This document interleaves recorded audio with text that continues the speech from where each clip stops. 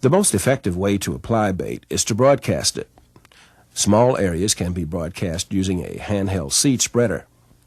Treat larger areas using seeders with a larger hopper and a wider swath width. Bait can be spread on even larger areas of 5 acres or more using an electric hopper seeder. Such seeders can be attached to a truck, tractor, or utility vehicle. It is important to apply the correct amount of bait in order to minimize the risk to the environment and to minimize the cost of the bait application. Larger spreaders should be closely calibrated using the speed or rate at which the bait will be applied. This spreader is being calibrated by applying bait to an area of a known length and width. The herd spreader is one of the recommended type spreaders used to put out fire ant bait materials. The reasoning is it has a special setting to put out 1.5 pounds per acre of most of our fire ant bait materials. It's easy to adapt to a four-wheeler and to go over large acreages. This is one of the spreaders that we recommend that you adjust to a four-wheeler to put out fire ant baits.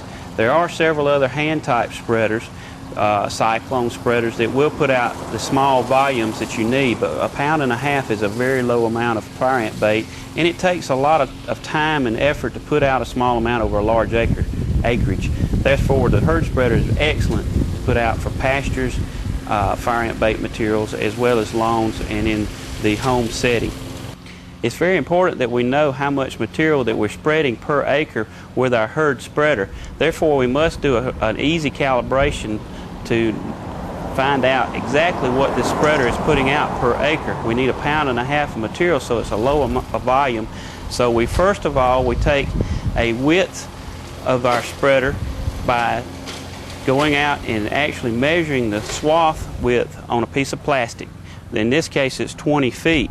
Then we take our spreader out to the field and measure off a set distance. This set distance can be 200 or 400 feet. And we take our herd spreader and we spread that distance at a set speed with a set amount of material in the spreader.